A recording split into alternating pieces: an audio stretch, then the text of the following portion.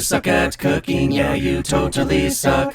Today we're making a one-handed pot roast, which is a pot roast you make with only one hand while using only one pot. This helps maximize the flavors since you're not spreading them out over two hands. You're gonna get this onion chopped up, precision, dexterity, tenaciousness, parallel lines. It's kind of nice not having to worry about cutting your thumb off.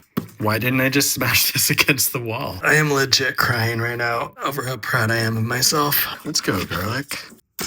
That was my smash burger trowel. Let's just get this going on high. Let's get a bit of oil in there. Now you could cook the onions and brown them first, but we're just gonna put them in right away. I'm really skeptical about how much flavor browning onions or even searing the meat is gonna add to the roast, considering how much other flavorful things we're adding, but we'll do half of that. All right, we're going to actually get the chuck roast ready to sear. Also, I checked and there's no law against cutting your roast in half, so that it will take a lot less time to cook. This is difficult. This whole concept was a really bad idea. Let's just leave it together. It's great together. And now I'm adding a whole bunch of salt. I didn't check. I really hope this is not sugar. Letting our cast iron pan get smoking hot.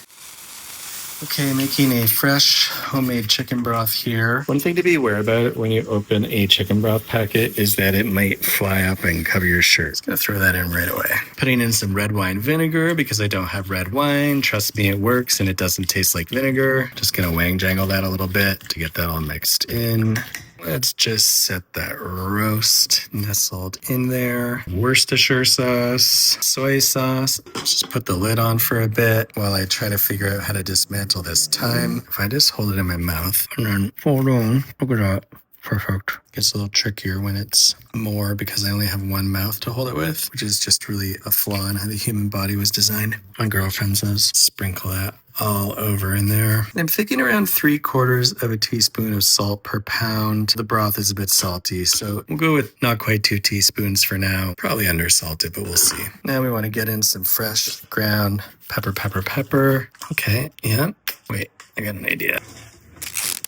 Okay, look, it's working. Save so much time. It works perfectly. It's definitely not even out of the tape. Use the power of friction. I'm just going to go back to what I was. Work on your grip strength in case you ever have someone taking your left hand hostage while you're trying to cook a pot roast. God, that's fatiguing. Speaking of spices, did you know there's no law against putting literally anything inside it, like chili powder, for example? Just a touch. I don't want you guys coming after me. It's just more flavor, okay? And it's going to go with everything. And it's not going to taste like chili, but if it does, don't chili powder shame me. And guess what? A little cumin. It goes with literally everything, in my opinion. It's just going to fill out the flavor more and taste awesome. I hope. If I'm wrong, I will admit it. I'm not wrong. Chop that up.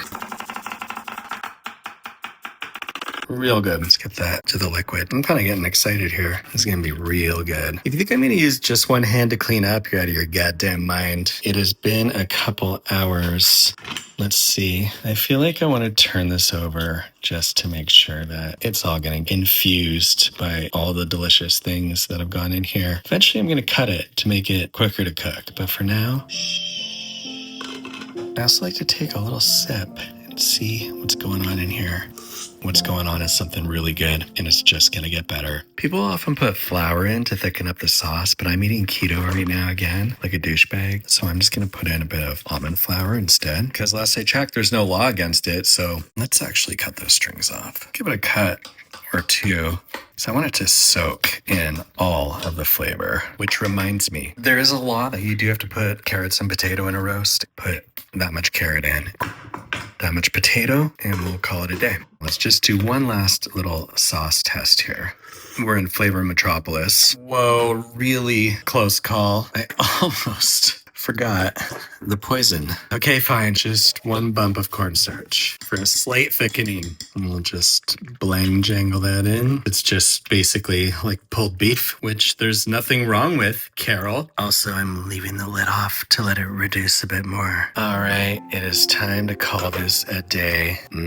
All I gotta do is find the piece that still looks like a roast. Then we'll use that for the clickbait thumbnail. And then Bob's your uncle. Let's get our evil carp and our immoral carrot And there we have our pot roast, chuck roast, potato carrot, beef stew, whatever you want to call it. That is good. But even if I didn't, I would say it did because I have no ethics.